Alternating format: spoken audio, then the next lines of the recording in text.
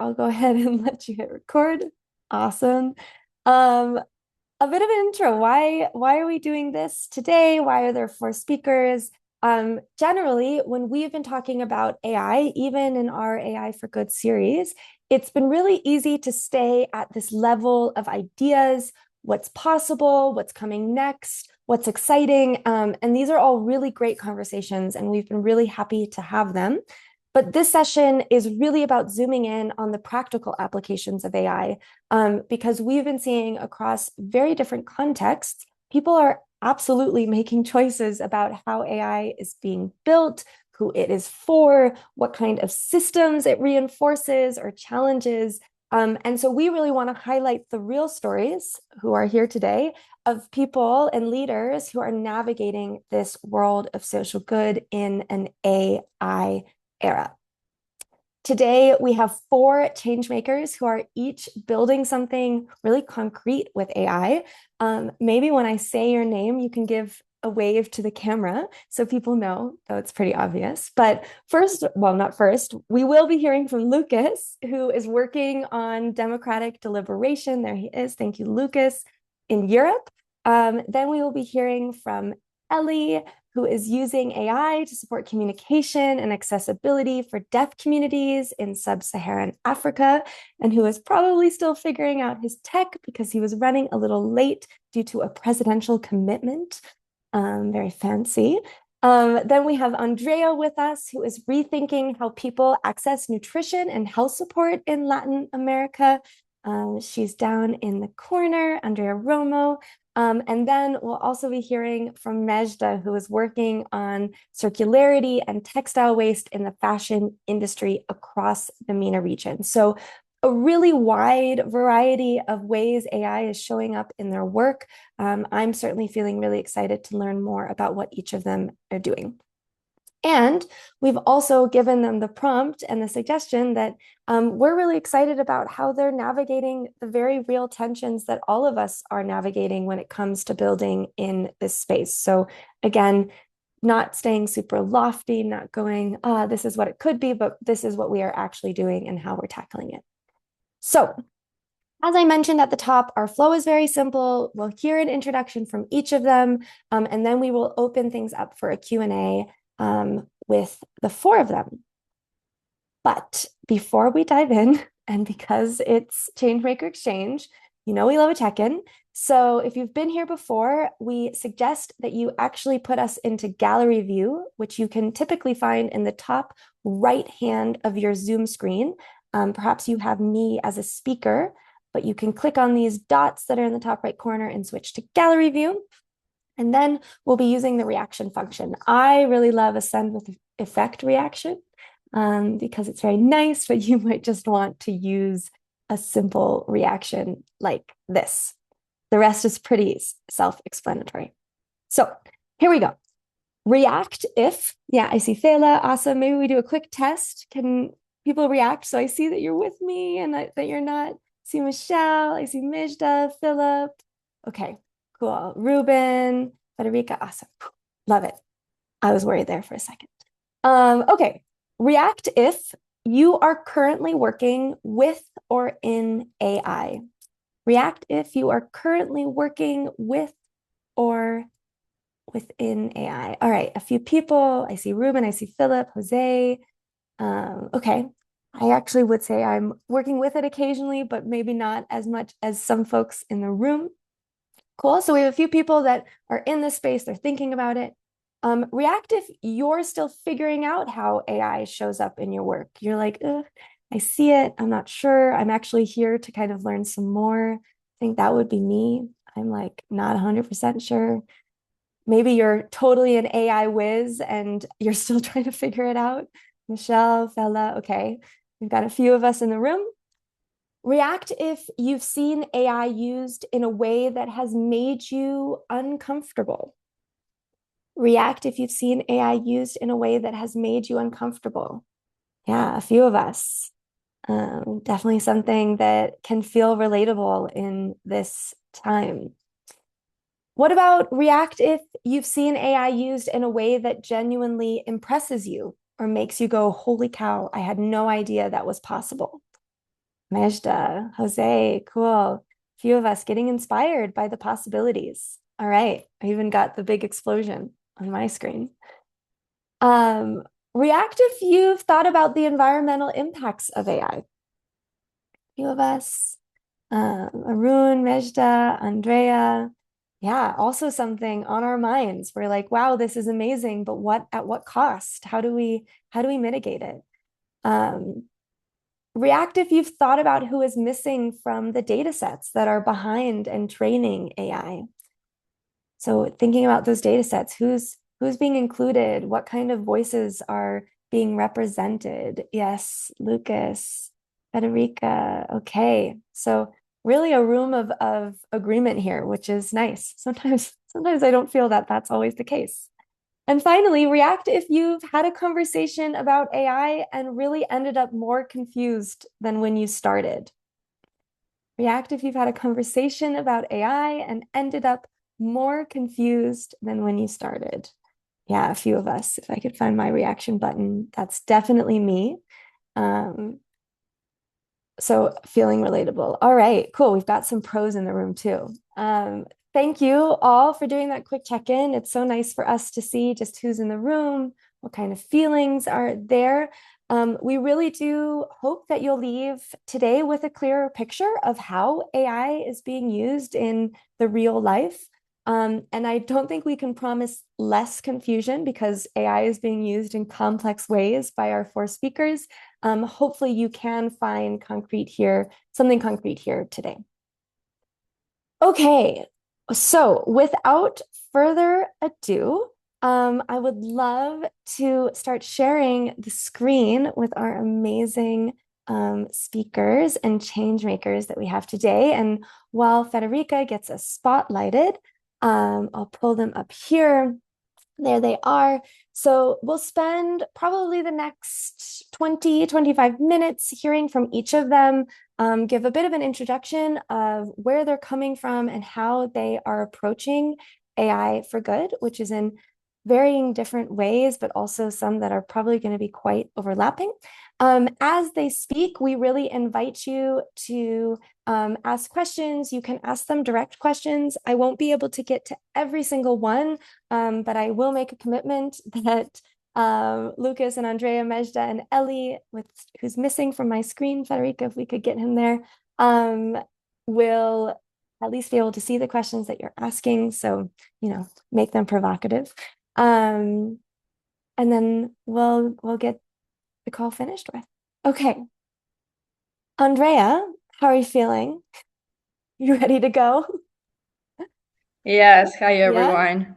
I'll hand it to you. Yes, I'm good. So is there, sorry, I'm going to share something. I know I didn't do that before, but yeah. We So hi can make everyone, that I'm Andrea happen. Romo. Great. I'm Andrea, I'm from Ecuador. I'm so excited to be sharing with you this morning here, maybe afternoon somewhere in the world, and of course maybe night as well. So let me share my screen with you guys.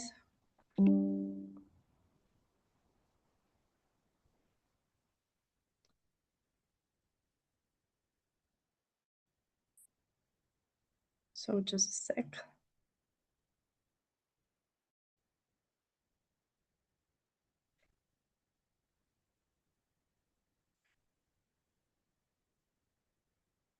Okay, there we are. Oh, sorry. Okay, so can you see my screen? Yes, we can. Great. Okay, so yeah, I want to share with you about MANKA. MANKA was developed as an AI chatbot, but our starting point definitely was to understand what are the real needs of the people we wanted to work with, not for or but to work with. So nowadays, artificial intelligence can answer almost anything, but we understood that there's a more important question. It's how useful is that answer for someone whose reality is not on the internet? Because with the communities we work with, they have so specific realities, so specific characteristics of development that their information it's not always in internet. And in Ecuador, in some rural communities, mostly indigenous communities, there's even less information because their culture and their language it's almost gone because there's no like new generations that are speaking their language. So there's like a whole new context that it's not in the internet. So there's a big problem. We are in a NGO based in Ambato, Ecuador, which is located in the center of Ecuador, and we come from a situation and a context that is working with really local realities, and we try to promote the community from within, and that is a key point for MANKA. You will see later. And we want to be those leaders that work with community development through social innovation and technology, but with purpose. So here in Ecuador, there's a big problem. We have high rates of chronic child malnutrition in rural communities. But as I told you, there's a lot of information about chronic child malnutrition, UNICEF, big international NGOs, but there's a lack of this local context and understanding why the problem is still a problem, even though they have access to food, they have access to health centers, the kids are going or have access to school and some kind of social services, but there is this still this problem, and why it's so the rates are so high in the rural communities. And that's why we start working with the communities to understand what is going on. And we saw these challenges. There's an access the challenge is the access to reliable, culturally relevant, and context adapted information. So mothers are going to rural to health centers in the rural areas, but the information is not reliable, it's not culturally relevant. So we decided to understand better how to use AI, not to get more information about chronic child malnutrition, but to understand better how to make that information locally relevant. And we understood that it was so important to make them part of the building and to have their experiences, their knowledge, and bring it into MANKA. Okay, so we developed this solution. Our solution, or in the business world, our value proposition, we have this in with through three parts. First, the digital tool chatbot MANKA. So MANKA, the chatbot with through WhatsApp, they text to MANKA and they get information locally relevant. And then a digital adoption strategy, because for us was so important to develop a good digital tool, but it was more important to make that digital tool valuable for them, to make them see how that using MANKA adds value to their daily lives. How or why using MANKA it's better to talk to just to a neighbor or to discuss in a small group of mothers that maybe they have, yes, they do have information, but they need more specific information. So why MANKA it's valuable for them and how it adds value to their lives. And another thing that it's so important is this community-based training and continuous support, on-site and virtual. And why our solution has these three parts? Because we do believe that for social impact we not only need to have a cool digital tool, but we need to have a process of adoption and make them feel that that definitely is helping them to improve their lives. So MANKA, as we thought, it's a tool for make their life easier in terms of feeding their children with products they already have in their local communities and are part also of their daily lives, just using it differently. And how AI comes in this model. Definitely AI make us or definitely help us to have more specific questions to answers to their questions. How? We're using MANKA. They have this this is in this the how MANKA looks like. So first of all, MANKA operates under low connectivity conditions, and in some cases, using AI may require like high connectivity. But now given these cases or these situations in this rural context, they have low connectivity. What's our tool to have them using MANKA? It's simple, free access, and it's not, you don't need an additional app, right? And the menus are personalized based on the child's age, mother stage, and the local products they have there. So MANKA and AI is used. They process all the information. So with the AI, we have answers based on the age, the local context, because the AI or the prompts try to respond to the products they have already there. So when we built MANKA, the prompts were take these kind of products if they say they're in this specific part of the province or of the country. So we try to make the information or the answer so customized that mother feel that that is relevant for them, and it's not something, so another advice that I cannot follow because I don't have those products here, or we don't grow that, or I don't even know what that is. So we try to make it so customized for them, so they feel that that is helping them. And as I mentioned, we use locally available foods in the communities. So what we do, like a step before that, we work with a nutritionist and with the mothers to understand two things. First, what mothers are using in their everyday lives, and second, how use that same products in a different way. So the nutritionist make that happen. So she started to create the menus based on what mothers uh, um, like based on their actual diets, and make it more nutrition, make it more like nourished for the children, and also relevant for the mothers in terms of I have access to this kind of food. So AI makes that work possible. Of course, the first step was nutritionists and mother working together, speaking to each other and understanding the local habits, the daily habits, the products they produce or they have access in local market. That's what the children need, and then AI makes all that work in the future, right? So this is how MANKA incorporates not only like the digital tool and artificial intelligence, but also the knowledge mothers already have, and of course the knowledge of the expert. And we have this digital adoption strategy and continuous support, because we believe that if the tool is really cool, but there's not a digital adoption process, definitely mothers will use. And what are interested is to make them use it and make it they feel that they own that tool, because the only way to scale is to make it relevant for them, for our users. So we are not creating, or yes, because we're still in the process of co-creation of MANKA, we didn't try to create a cool digital tool to support mothers, but we tried to create a culturally relevant digital tool that help us to improve their diets, their family diets, and of course, this will help to combat chronic child malnutrition.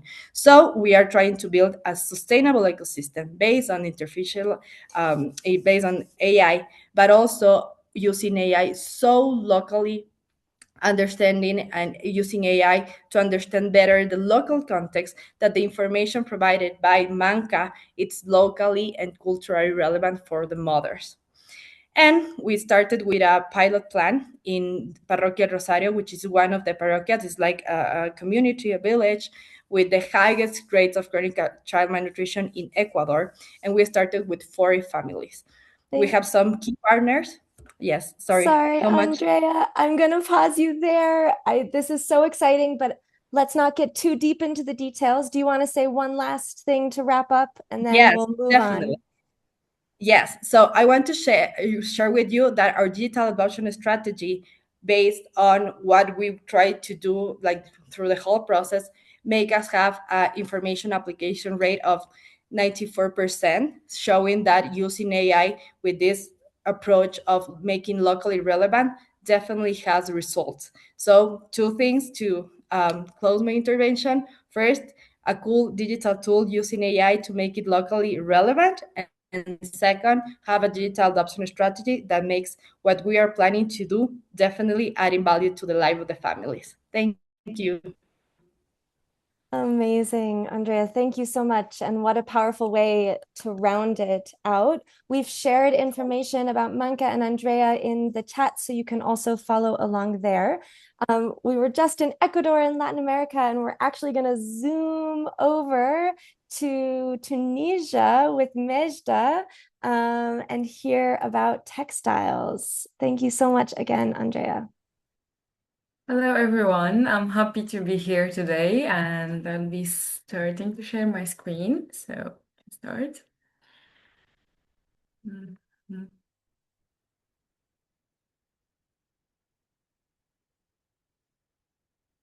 So, can you see my screen?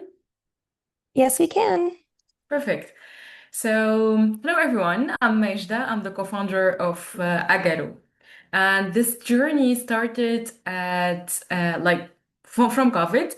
So it's shocking to think that it is every 1 second a truck of textile waste is dumped in landfills or burned out. So I knew this after getting a degree in textile engineering and materials. And before that, I actually knew that in Tunisia we have from that 4 million tons because we are in our economy, the first thing is actually textile production. So we are very linked in Tunisia with the textile waste, but also other kind of waste like wood and different things. Actually, my parents have a small atelier, and I grew up all my life witnessing all the waste. People are asking me why you don't see the design behind the fashion, but I actually am interested into the waste more. So basically, that's why I started AGARUW. It's ocean in Amazighi language as a word, and it's a creative and fashion tech startup that we developed three pillars. The first one is our brand, which is B2B and B2C. The second one, collaborative green space, and the final one is the online marketplace. So basically, the brand is eco-friendly, stylish, customizable, and affordable. And how? We have our own AI-powered recycling method to recycle textile waste that we collect. So basically, it's a closed loop of full supply chain that we own here in Tunisia to transform the fabrics. Actually, AI goes within all the process from collecting into sorting and cleaning. Actually, this is the most thing that we use AI in. It's actually identification of materials, and we have QR codes that we scan into the packages after sorting and cleaning to get everything in order for our artisans and people. Then we go into the shredding method for the textile after sorting and the cleaning, and then the spinning and weaving into from fibers into yarns and then the fabrics. And then we do the fabrics and sewing into the sewing atelier and factories. We have also the upcycling method where we collect the scalps and the end of the stock fabrics and we create with them collections. And these are some of our collections of the last year from accessories into office products into fashion. This is our creative atelier. We have different things for training, for artisans, for 3D printing, AI, marketing, and different things. But also we support brands and artisans to test new materials and prototype with us. These are some of the ateliers that we hosted.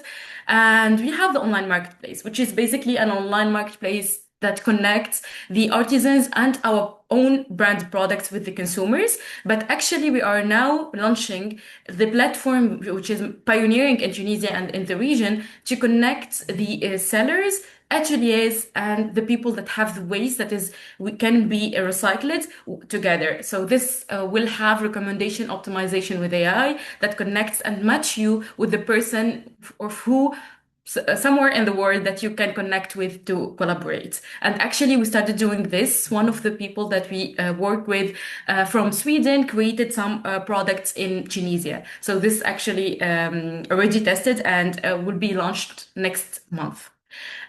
So these are some of the collaboration products that we build. And we actually have bins that are installed into malls and different areas that we collect the waste from. This is one of the methods besides the collection, traditional collection with the logistics and all of that. So basically, we have plus five cities integrated, 77 artisans that are employed with the bins directly, and plus five B2B partners like Kofat in Tunisia and Group Indigo and however.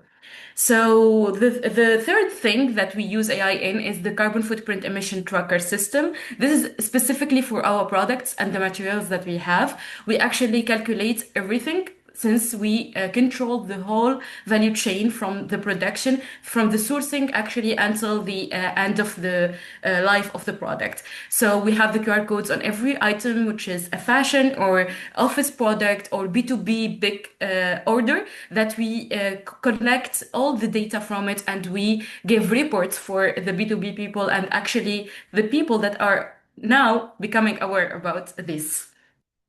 So our impact last year is we like do minus 14.9 ton of CO2 last year. Prevented per user is minus 1.6 tons, and this is equivalent to three big elephant mass, like 5 tons each. So this is 38 tons of textile and solid waste recycled and reused, and it's with the collaboration with the plus 500 artisans in the loop. Actually, AI is built around our artisans and not to replace them. So the traction until now, like we are mainly in Tunisia, but we're targeting Europe, Middle East, and Africa, and we have our products sold in there also. So with the collaboration with the plus 80 B2B partners around and shipped into more than four regions. Actually, each artisans and piece has been into a change journey like we had with AI.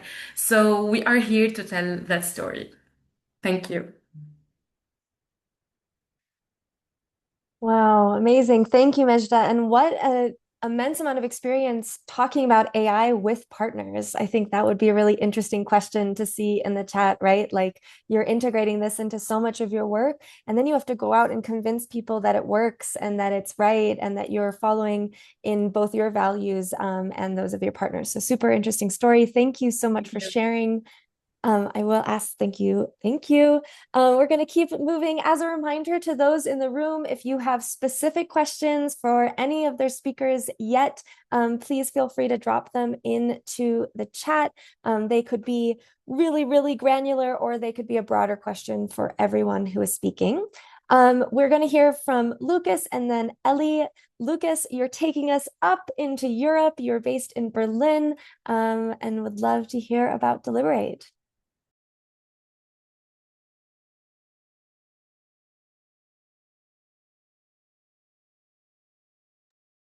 Now I found the unmute button among all my screens. Hey everyone, hi from Berlin. Good to be here. So to start, let me actually take you from Berlin to the US for a moment, but not present day US, don't worry, but to the evening of March 12th of 1933. And it's in the middle of the banking crisis that was about to collapse the country at the time. And this man here, President Franklin D. Roosevelt, sat down by a fireplace in the White House, and he leaned into a microphone and spoke directly to 60 million Americans. And it was the first time that he did not give a speech, but he had an actual conversation in plain language, like neighbor to neighbor. And the next morning, miraculously, the bank runs that were happening stopped. And with that, a new way of democratic communication had been born. The very next day, though, back in Berlin, literally the next day, March 13th, 1933, Joseph Goebbels was appointed head of the Reich Ministry of Public Enlightenment and Propaganda. So the same week, exact same technology, the radio, and two doors that were opening at the same time. One towards better democratic conversation and communication, and one toward the most efficient and deadly machinery of authoritarian control the 20th century would ever build. And the same pattern keeps repeating every generation. Which door stays open isn't a question about technology, it's a question about who's paying for it, who's building it, and what the systems around it reward. My name is Lukas. I'm running Deliberaide. It's a startup that uses AI to help large numbers of people actually hear and talk to each other about what matters to them in their communities. And what we do is not better social media, it's not online participation, it's not agents simulating what citizens would think. Instead, what we do is we use AI to support and scale real face-to-face conversations in small groups and using methods of structured dialogue, or also called deliberation, that have made citizens' assemblies work. But we do that at the scale needed to really redistribute power back to citizens. And yes, we are a startup, a commercial startup, but one that's trying to set up, that we're trying to set up as a public interest company. So mission locked, all our revenues will be reinvested into our mission and we cannot be sold. And we chose that on purpose over an NGO to stay independent, including from in philanthropic capital, which we believe as part of the problem because it reinforces the power of the wealthy outside of democratic processes, and also independent from public funding because those are the institutions, the current institutions that we're trying to disrupt. Like the others, I'll talk about how we approach AI for good, but well, from this perhaps somewhat unconventional perspective. And also what I'll do differently maybe is an honest behind the scenes take instead of giving you the shiny pitch of Deliberaide. And what I want to convey is it is possible, we are doing it, but it's also a daily struggle. It's never straightforward, it's far from perfect. And yeah, I want to convey that doing AI for good isn't hard because the ethics are hard, but it's hard because systemic support for the like truly transformative common good work doesn't really exist. So we are forced to build inside the very systems that we're trying to disrupt, and that means painful compromises, dilemmas, risks, and trade-offs. And here are three of these compromises, starting with data privacy and trust. So data protection and trust have been on our priority since day one. Not because we have to comply, but because deliberation really only works if people can speak freely, without worrying that their words will be used against them later on.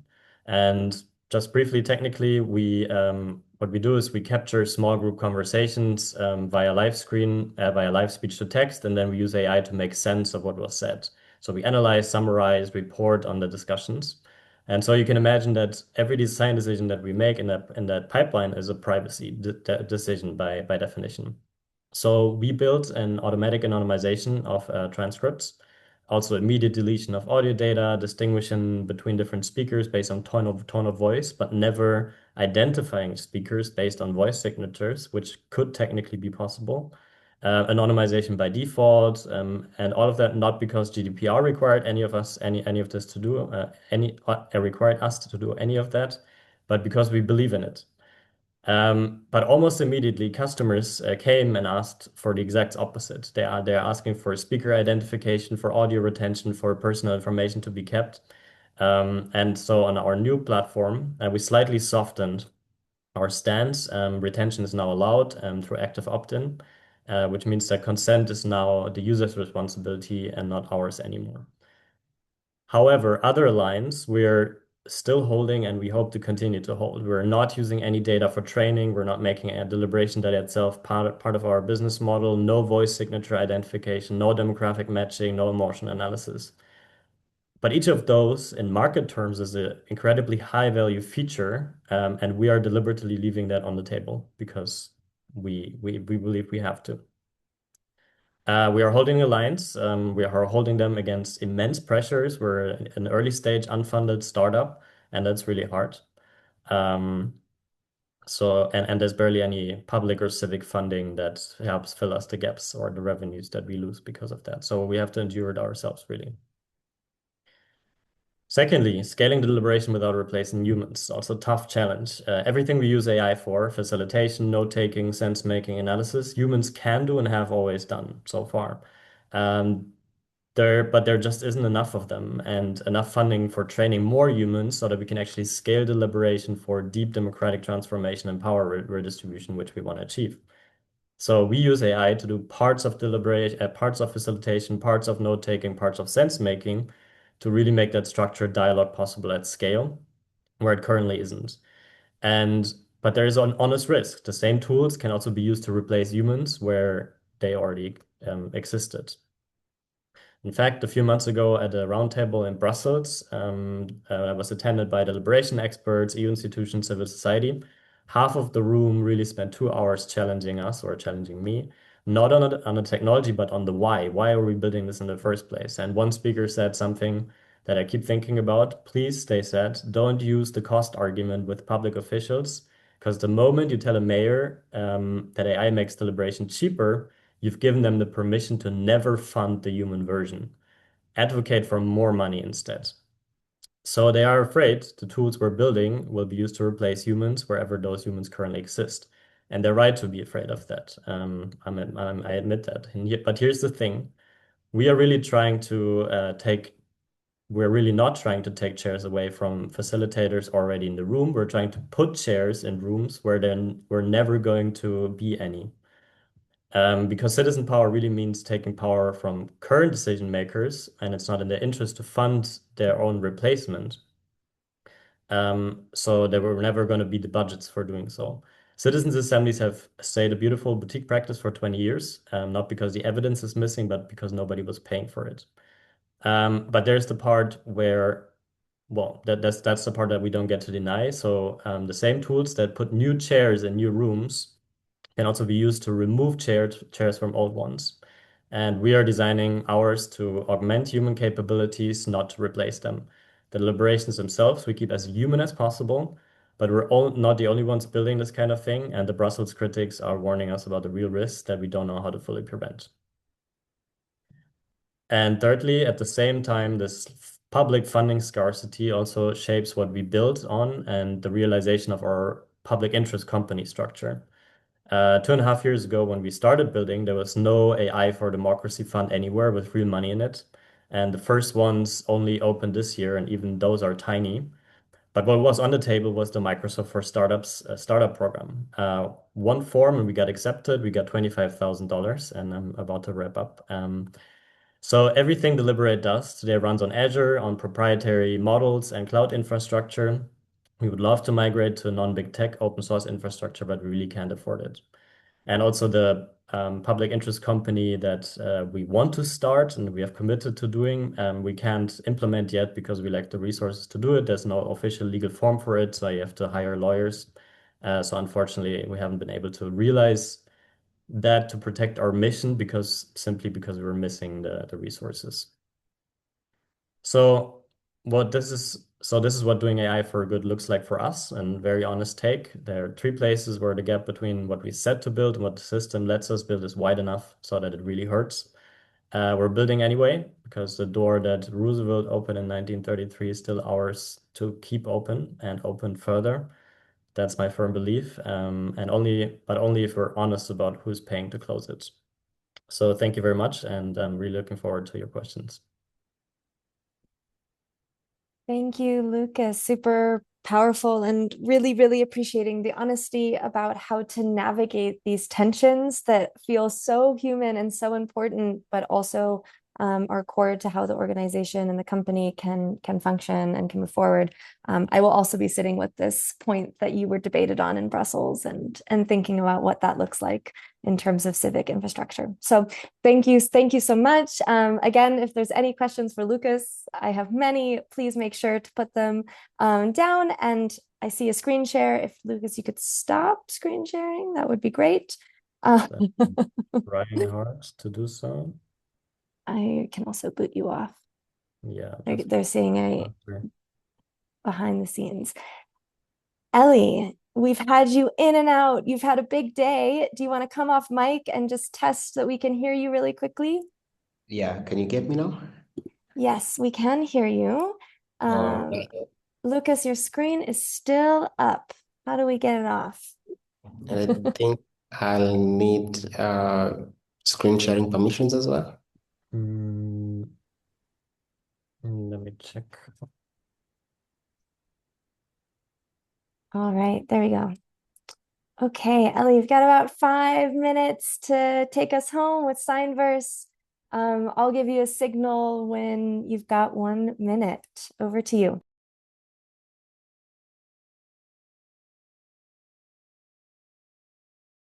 Oh, you're muted.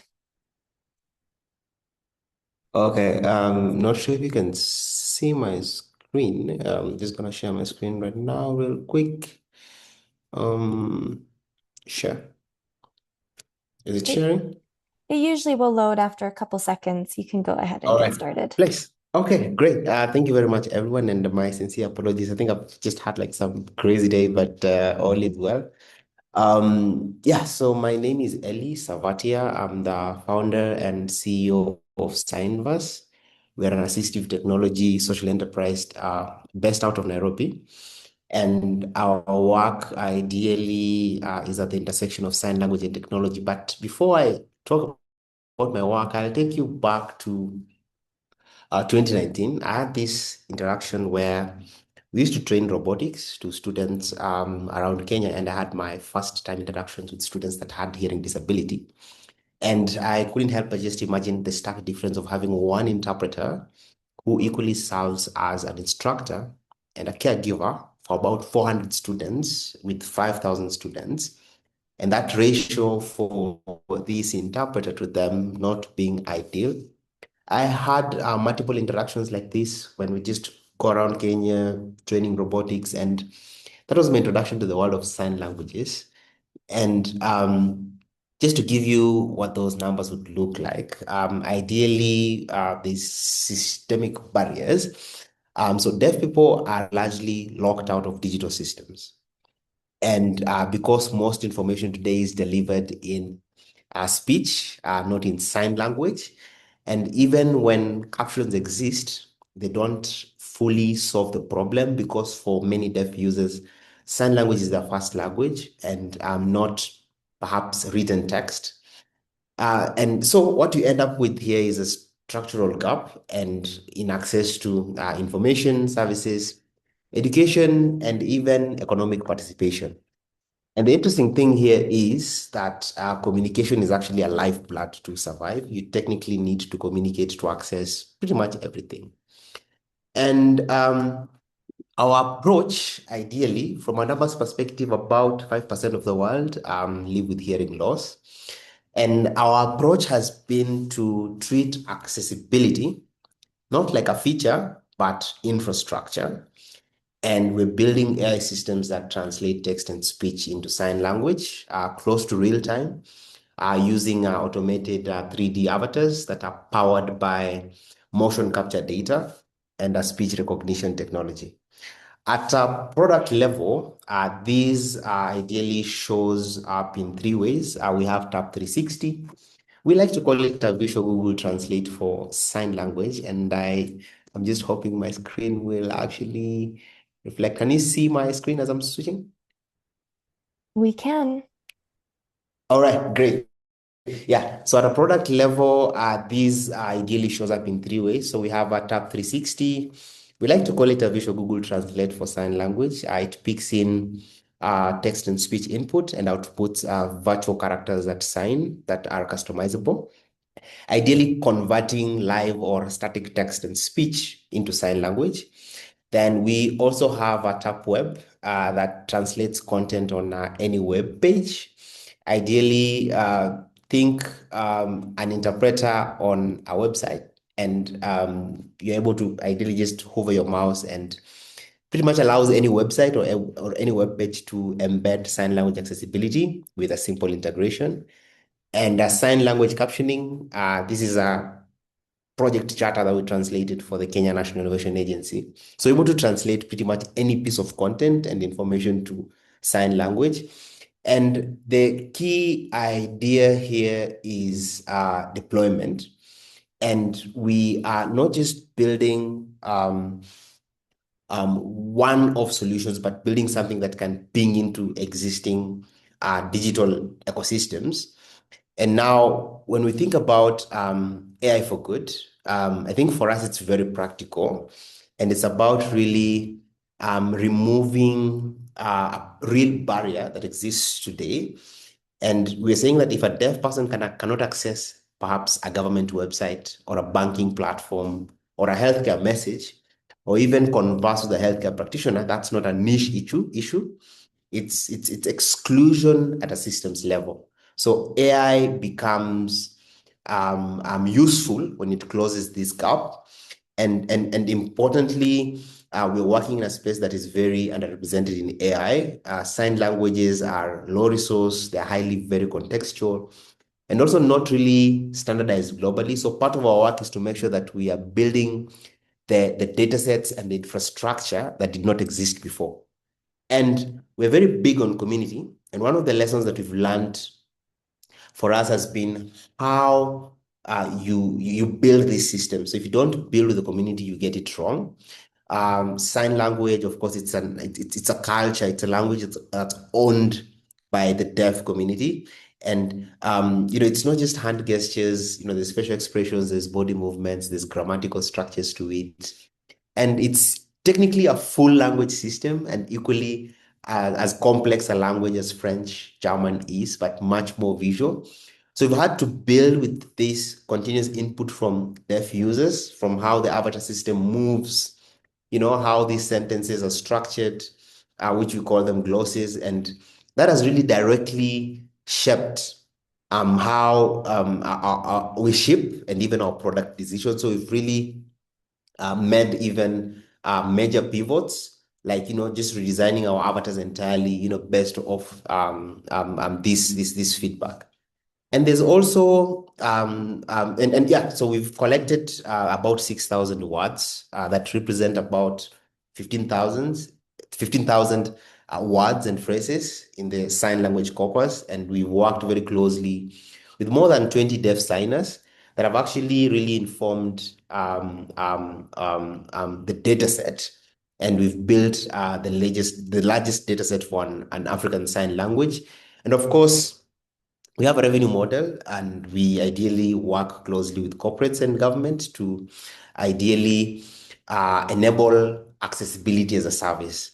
And as I was saying, I think there's deeper responsibility when applying AI in this space, accessibility, because small errors are not just technical, and they can completely, even change the meaning. So accuracy, cultural context, and trust really becomes more important than speed and scale alone. And that really forces us to think differently about how we deploy AI responsibly.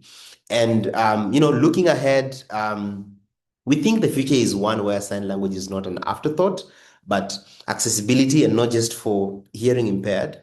It becomes a default interface. And as technology is rapidly evolving, the role that we see ourselves playing is how do we enable these ecosystems to be inclusive from the word go. And accessibility needs to be built directly into platforms. You're thinking of website, you're thinking of meetings, you think of media, not an afterthought or like becomes added later. And where AI is not used not just to automate but to include. So for us, I think AI for Good is not really just a slogan. It's about building systems that make participation possible for people who've been excluded for a long time. And we are really excited to really play a part in just shaping the kind of future that we'd want to live in 2030, in 2050, and use AI for social good. Thank you. Oh, thank you, Elly. Oh, I wanted that to be a clap. Thank you, thank you, thank you. So powerful and so interesting to also have it on the tail of Deliberaide and thinking about how we're communicating, and this thing like AI that of course feels very inhuman is really being integrated and thought about with such a human touch. So super powerful. As a reminder to all of our audience members, we've been sharing all of the links to Elly and Lukas's and Mejda and Andrea's LinkedIn's and their websites. So following up, and if you have ideas or ways that you want to connect into their great work that they're building, please, please, please do so. We have only a couple of minutes left. I sacrificed our Q&A to keep hearing and listening to all of this amazing work that is being done. I will give a challenge to our speakers in a sentence. Would love to hear from each of you super quickly when you think about the future, right? So we are here today, but with a very fast moving technology. What are you paying attention to right now in the world of AI? How are you thinking about, where is the future going, and what is something that you're paying close attention to? I will call on you, so give it 2 seconds to think. You got this question ahead of time, so maybe you've written down an answer. Andrea, can I hand it to you first? What are you thinking about with AI and the future? 1 sentence, keep it short. Sure. Definitely to make the information that is available online locally relevant, to understand that there's different cultures, different countries, different contexts and realities, and it's really important to have that information like broad. Yes, Cool. thank you. Thanks, Andrea. Mejda, to you. Yeah.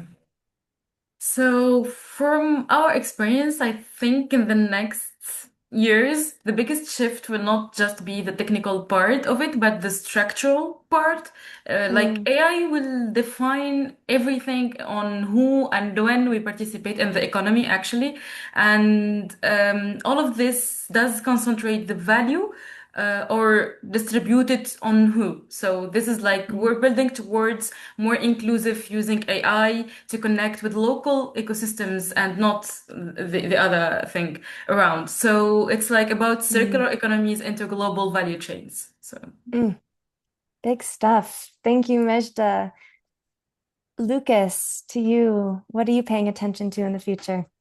Well, I am currently and going forward paying a lot of attention to who owns the AI Mhm. technologies that we're using. I'm watching very closely the biggest three players, Google, Anthropic, OpenAI, and the different ways that they're trying to secure them and building responsibly. And at the same time, I'm watching open source and like looking at open source catching up and hoping that open source will become equally powerful so that all of us can own the AI and the data that we're using and don't have to rely on big tech. Yeah, so important. And an echo, I think I know many of the people in this room are thinking about that as well and trying to navigate how do I find information and keep up to date on where AI ownership is happening. And Elly, how are you thinking about AI in the future in a sentence?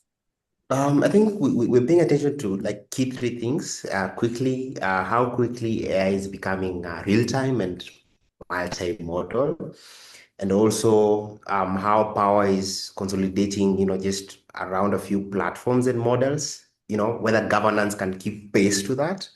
Because I think the future of AI will really be shaped not just by what becomes technically possible, but who controls it and who benefits from it and whether it's meaningfully expanding human agency rather than just replacing it. Yeah, again, this ownership, where are the voices? This has been a theme in our master classes, and I really encourage those who are thinking about this too, to look back at our conversation with Seyi Akiwowo, who was an amazing speaker on ethics and regulation and thinking about some of these things with power and AI. A huge thank you to Mejda, Andrea, Lukas, Elly. This was really inspiring. Thank you for zooming us into what this looks like in real time, what tensions and questions and inspiration you all are feeling. I certainly am walking away with a lot of inspiration and wanting to follow along to all of your work. To our audience, we would love to know something that you're taking away. So as you are walking out our virtual door, please feel free to send into the chat what is one thing that you are taking away from today and these conversations. Wishing you all a really lovely Wednesday morning and evening.